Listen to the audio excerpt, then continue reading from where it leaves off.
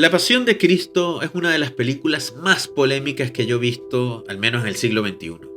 Cuando se estrenó esa película, fueron muchas las voces que la criticaron, porque ponía muy mal a los judíos, porque era una película antisemita, porque Mel Gibson había hecho algo que iba en contra de todos los valores de los judíos, poniéndolos de una manera tan vil dentro de la película. Pero más allá de eso, hubo algo que de verdad desató la conversación en todos lados, y era la violencia que existía en esa película. Demasiado sangre, cosas que no habíamos visto en una película de Jesucristo. Era gore lo que estábamos viendo. La pregunta es, como lo pongo en las miniaturas, ¿es violencia gratuita o hay una razón de ser? Porque hay que diferenciar eso. Si yo voy a ver una película donde me muestra de una manera directa o muy gráfica la sangre, yo tengo que ver si está justificado o no está justificado. Si no está justificado, lo criticaré. Indudablemente todo esto es desde mi punto de vista, ojo, quiero que quede eso claro, es desde mi punto de vista. Pero si está justificado, por más duro que me parezca, yo lo acepto. Y este video es un poquito para explicar por qué yo sí creo que esa violencia está totalmente justificada. Así que aquellos que piensen que no, antes que pongan el grito en el cielo, escuchen el video y después me comentan. Bienvenido una vez más a mi canal, mi nombre es Mr. Dom y como les digo, hoy nos toca hablar de la Pasión de Cristo. Antes de entrar en materia, antes de explicarle por qué yo pienso que es justificada toda la sangre que utilizan ahí, vamos a ponernos en contexto, ¿ok? La Pasión de Cristo es una película dirigida por Mel Gibson, estrenada en el 2004, protagonizada por Jim Caviezel. Esta película desde el inicio causó controversia. Yo recuerdo que nada más el primer teaser que mostró Mel Gibson, recuerdo que era un teaser largo, duraba, no sé, como 2 minutos, algo así, y ya mostraba las primeras escenas, cuando están azotando a Jesucristo, ya esto fue un boom, ya esto empezó a crear, y bueno, y fue hecho con toda la intención, por supuesto, porque ya empezó a crear una bola de nieve de hablar de lo que venía de esta película. Muchos empezaban a especular sobre si era o no necesario toda la sangre que estábamos viendo. Particularmente yo venía de ver películas de Jesús muy inocentes, como dicen los gringos, muy naif. O sea, había una serie en Semana Santa que pasaban, recuerdo, en los 80 o en los 90, donde duraba como 10 capítulos esta miniserie de Jesús, y era este Jesús todo rubio, con los ojos azules, y todo era como muy acartonado. Entonces, referencias de Jesús yo no tenía muchas, al menos.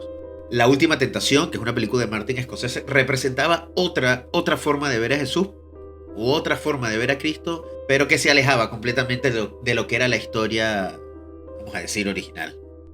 Entonces, claro, con estos trailers, y claro, y ya sabíamos que se hablaba también en arameo, en latín, había muchos ingredientes que hacía que al menos todos estuviésemos pendientes, todos quisiéramos ver qué era eso que nos iba a traer Mel Gibson. Ya teníamos referencia además de lo buen director que era Mel Gibson.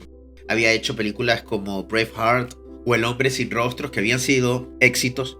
Así que bueno, esperábamos todos, porque me atrevo a decir que era así en ese momento, esperábamos todos una buena película. Así que llega el momento donde se estrena y bueno, explotó el mundo con esta película. La controversia fue en todos lados. Fue criticada por todo el mundo, fue criticada porque había demasiada sangre, fue criticada porque estaba hablada en arameo, fue criticada porque dejaba a los judíos mal, o sea, fue criticada por todo Dios. Indudablemente Hollywood es una comunidad de judíos, creada por judíos. Los grandes estudios de Hollywood los crearon los judíos, así que automáticamente le pusieron la cruz, nunca mejor dicho, a esta película. Esta película entró a los Oscars y creo que tuvo, si acaso, 3 nominaciones nada más, no ganó absolutamente nada, y yo creo que fueron bastante injustos. Y la crítica, aunque se dividió, mucha de la crítica especializada la destruyó.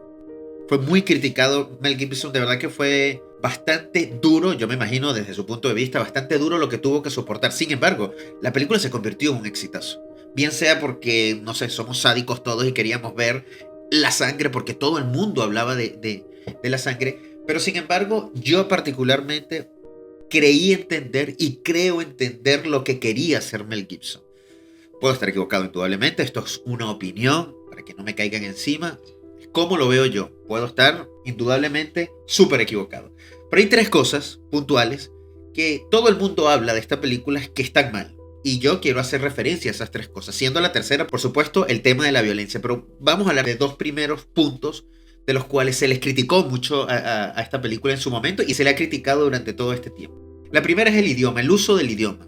¿Por qué usaron un idioma tan complejo, arameo y latín, que nadie tiene referencias y nadie entiende, cuando podían haber utilizado en inglés? Y es cierto, podían haber utilizado inglés. Hollywood nos ha acostumbrado a que si la película es en Alemania, es en inglés, si la película es en China, es en inglés, si la película, donde sea, mientras esté hecha en Hollywood, ya aceptamos como algo normal que sea en inglés. Ya se ha convertido en un recurso cinematográfico de Hollywood utilizar el idioma del inglés para cualquier lado, cualquier época, cualquier cosa, ni siquiera del mundo, sino están en cualquier planeta de otra galaxia y, casualidad, hablan inglés también. O sea que es un recurso que ya lo aceptamos. Pero no entiendo cuál es la crítica cuando el hablar el idioma que se supone que se hablaba en ese momento le da más realismo a la película, que es lo que al final quería hacer Mel Gibson. Esto es como Quentin Tarantino con Inglourious Basterds. ¿Por qué no todo el mundo hablaba inglés? ¿Por qué le costó tanto a Quentin Tarantino encontrar el personaje del general Landa? Porque quería una persona que hablara alemán y que tuviese ciertas características como actor, pero sobre todo que hablara alemán y que hablara francés y que hablara... porque eso era importante en su película para darle veracidad a la historia, para que cuando tú estuvieses viendo Inglourious Basterds y están en Francia, te hable una francesa y tengas al otro negro que es francés y te sientas de verdad que estás en Francia. Y cuando hablen los alemanes, sientas de verdad que son los alemanes o están hablando los alemanes. Entonces a mí me parece una crítica de verdad, no sé, un poco tonta, porque nadie critica a Tarantino, pero entonces criticamos a esto por utilizar o por tratar de acercarse a lo que pasaba en ese momento. Me parece además que es un plus que nos da Mel Gibson, que no tenía que hacerlo de nuevo, pero que lo hace en pro de que la historia sea más real, que yo por lo menos valoro. Segunda cosa que siempre se habla de esta película es que pone a los judíos demasiado malo. De hecho, a Mel Gibson se le acusó de antisemita, no solo por la película, sino después también hubo un episodio de él que lo fueron a meter preso como quiera y se puso a decir un poco de cosas de los judíos. Pero más allá de eso, porque pone a los judíos demasiado malos. Y ese era como el punto, ¿no? Yo esto nunca lo terminé de entender, porque es que la Biblia te dice eso. ¿Quién fue el que pidió que a Jesucristo lo crucificaran? Bueno, los judíos. Bueno, la forma en que te lo pone Mel Gibson es como exagerando mucho la maldad que hay en los judíos. ¿Es eso lo que le molestó a las personas? Bueno, puede ser, pero yo siempre digo, y ahí es donde veo que muchas personas, no sé si es que entendieron bien la película, todas esas escenas donde está la gente gritando que hay que crucificarlo, cuando pregunta que si Barrabás o él, que eso pasa en la Biblia o eso está en los evangelios, pero en esta película, y está toda la gente gritando y los sacerdotes gritando que no, que hay que matarlo, siempre vemos la figura del demonio pasando entre todas las personas. Cuando lo están azotando los romanos, vemos a la figura del demonio pasando entre ellos. Lo que te está diciendo, allá de que aparezca o no en los evangelios, lo que te está diciendo es que la maldad está ahí y está haciendo de las suyas a través de todas estas personas. Es ella la que está influenciando a todos ellos. Entonces, si tú ves bien la historia y la película, no es que los judíos son más malos aquí que en las otras películas o son más malos que los demás. Está haciendo que la maldad sobresalga de una forma más explícita que, bueno, tal vez en otras historias o en otras películas. Así que a mí me parece algo que está justificado, que no es gratuito, no es que aparecen los judíos y de repente somos más malos que en todas las películas anteriores. No. Te estoy mostrando por qué son más malos. O se ven más malos. Esto es algo inventado. O esto creo que lo sacó Mel Gibson de otros evangelios. O creo que fue una señora, una no sé qué, vidente que vio todo esto. No tengo claro cómo es la historia de verdad. Le voy a dejar aquí un link de Miguel Delis que explica muy bien de dónde es que Mel Gibson se basa para hacer esta película. Pero bueno, eso no es lo importante para este video. Y la tercera, por supuesto, es lo sangriento. Lo extremadamente sangriento que es la película. Y en efecto, la película es muy sangrienta.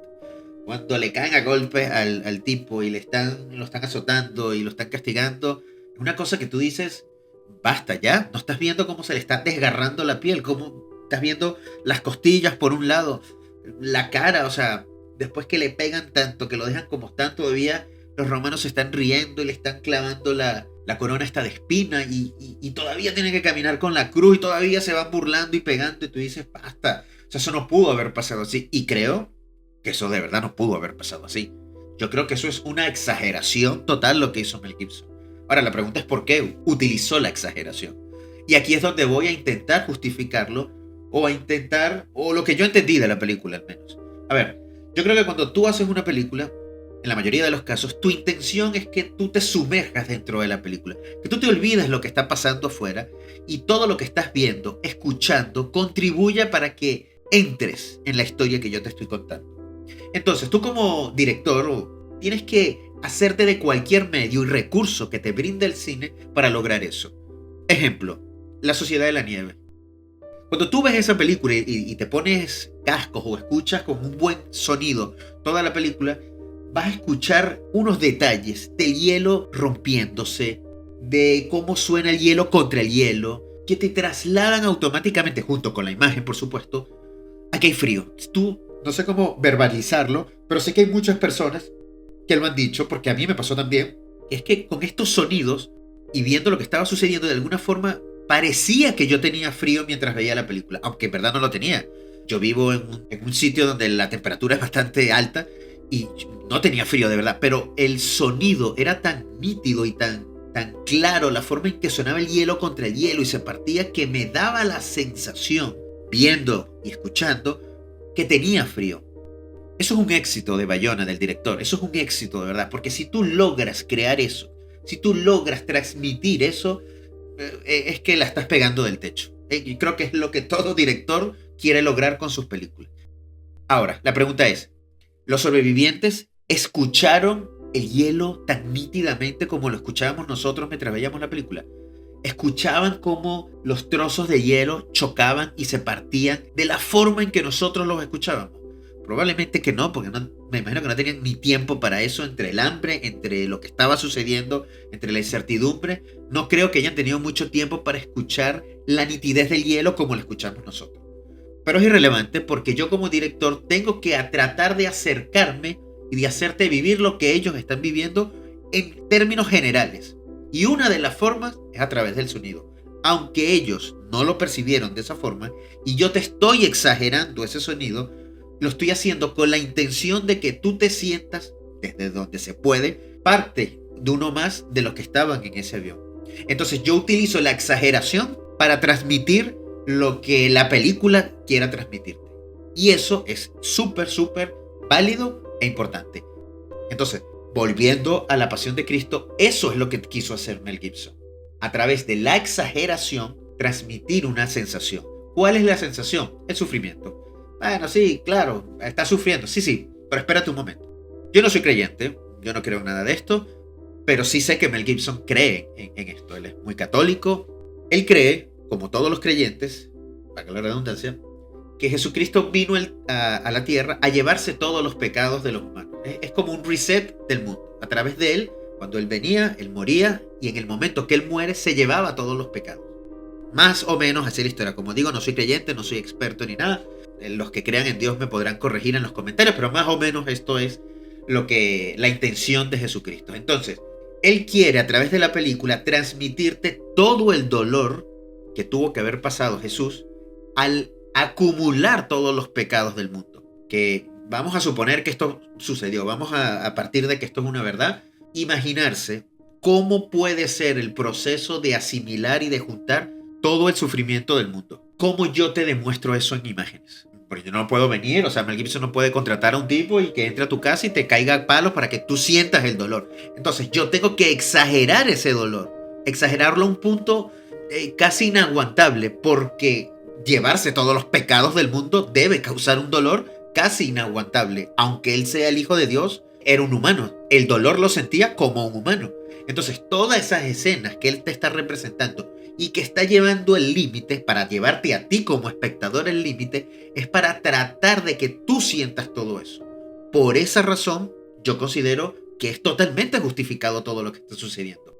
Mira, hay una escena al final, bueno, que eso creo que también está en los evangelios, que él dice, cuando ya está clavado en la cruz y lo están volteando, él mira hacia atrás y está en el piso, ¿no? Todavía no lo han levantado, y dice, Padre, perdónalos.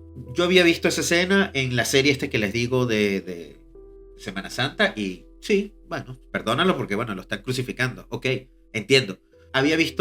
Recuerdo que había visto otra película de Jesús en los 90, no recuerdo el nombre ahorita, que también sucede esa escena, O sea, no es que la película sea de los 90, la vi en los 90, no sé de qué año es. Y también, ok, ya sabía de esto. Ahora, cuando la veo en esta película, que él dice eso, después de haber pasado todo lo que ha pasado, después de todo el sufrimiento que ha pasado, entre los golpes, entre caminar con la cruz, entre todo lo que ya vimos y cómo está él físicamente, y él dice y además que se ve cuando le están metiendo el clavo en las manos, en los pies, y tú ves el sufrimiento que él llora cuando le están haciendo eso, y después de todo eso, viene y te dice, Padre, perdónalo. Para mí esa escena se va a otro lado. O sea, es la dimensión que agarra esa escena y esa frase es algo que yo nunca había experimentado viendo una película de Jesús. Porque entonces ahí entiendo el poder de esa frase y la misericordia que tiene ese Señor, Jesús, en decir y en pronunciar eso. Porque tú dices, a ver, después de todo esto, yo no puedo perdonar a lo que me están haciendo todo esto, porque el sufrimiento es multiplicado por 1000. Repito, a mí me parece que está muy bien justificado. Entiendo que sea gore para muchas personas, que sea fuerte para muchas personas, pero es la intención para que tú te sientas de esta forma. Yo considero que esta película es una joyita del cine, de verdad, que ha pasado un poquito muy por debajo de la mesa desde el punto de vista de los críticos, no de la audiencia. Como digo, la audiencia siempre la ha respaldado o la respaldó en su momento con la taquilla, pero creo que muy rápido se olvidó y se dejó ahí. Y creo que esta película tiene cosas muy buenas. A nivel de storytelling, yo siempre veíamos toda la historia de Jesús. Y cuando se vio esta película, decía, pero ¿cómo van a hacer una película de un espacio o de un lapso de tiempo tan poquito? Porque la pasión es un pedacito. Y cómo él te arma toda una historia de 2 horas, me refiero a Mel Gibson, haciéndote flashback para contarte todo, para en el momento que él está en el sufrimiento en su presente, ve algo que lo hace ir hacia atrás. Y ese algo está relacionado con la última cena, está relacionado con cuando le dice a Pedro que lo va a traicionar, está relacionado con... A mí eso me pareció a nivel de storytelling genial, fenomenal, porque te mantiene, es algo que ya tú conoces, pero te mantiene dentro de la historia. Las actuaciones, a mí yo siempre digo que las actuaciones van relacionadas con el idioma. A mí no me gusta ver películas traducidas porque no escucho cómo hablan de verdad los actores y eso me hace perderme. Entonces no tengo referencia porque no conozco a nadie que hable arameo ni latín. Entonces no tengo referencia para saber si está bueno o está malo. Pero en regla general, por las miradas, por la gestual, a mí me encanta cómo actúan todos los que están en eso. Desde la mamá, María Magdalena, Jesús, todos me parece que están genial. La música es espectacular de esta película. Yo no entiendo cómo esta película no ganó el Oscar, al menos en música, porque desde que comienza hasta que termina el soundtrack de esta película es increíble. Y una de las cosas que a mí también me parece súper distintas a otras películas de Jesús es la relación entre María y él. Esto es algo que tampoco había visto. Y vuelvo a hacer referencia a la serie esta de los 70, que la relación de María era como, ¿sabes? Como que ella sabe que él es el hijo de Dios y bueno, sí, sufre un poquito cuando se muere, pero bueno, tú eres el hijo de Dios, ¿qué voy a hacer? Pues, o sea, sí, tengo que llorar, pero aquí no. Aquí ves a una madre que es lo que tuvo, si esto pasó así, es lo que tuvo que haber sentido esta mujer al ver a su hijo ser humillado, maltratado y todo lo que termina en hado que le pasó a este señor durante estas horas, desde que le cayeron a golpe hasta que lo crucificaron. Y ver una madre cómo llora, cómo sufre, a mí eso me dio en el corazón. O sea, me partió el corazón viendo eso. Y eso es algo súper interesante porque yo no soy creyente, entonces ver que algo me afecta de la forma en que me afectó habla muy bien de la historia en general, de las actuaciones y de cómo conectaban los personajes unos con otros. Así que yo, para los que no han visto esta película, yo se la recomiendo, entendiendo que tiene escenas muy duras, de sangre, muy fuertes. Y los que ya la han visto y tienen una percepción negativa, vuélvanla a ver pensando en lo que les digo. Vean los detalles, vean cuando el personaje del demonio, que es la mujer esta que está con el niño, que es bastante bizarro, por cierto, está muy bien logrado. Vean dónde aparece y cómo aparece. Y cada vez que aparece, entiendan el por qué está ahí. Sacar lo peor de cada persona. Presten atención a la música y yo creo que les va a gustar. Si es que antes tenían una percepción negativa de la película, yo lo recomiendo totalmente. Y repito, para terminar, justificada completamente. Yo apoyo a Mel Gibson y ahora que, por cierto, viene la segunda parte, estoy bastante emocionado porque al principio pensaba que, bueno, ¿y ahora qué va a ser? Va a ser la resurrección, si eso pasa en 3 días nada más. Y vi unas entrevistas donde habla de que son 3 días, pero Jesús parece que va a bajar al infierno, tiene que pasar por un poco de pruebas y tiene que hacer, o sea, se viene algo raro que yo confío en Mel Gibson porque cada vez que hace películas, que él dirige películas, nos trae algo nuevo. Y como ya saben, porque lo repito siempre, para mí un buen director es el que nos trae cosas nuevas, cosas que no hayamos visto, que no se hayan hecho en el cine. Así que confío bastante en Mel Gibson. Pero bueno, espero que les haya gustado. Como siempre, denle likes, suscríbanse, activen la campanita y nos vemos en el próximo video. Chau, chau.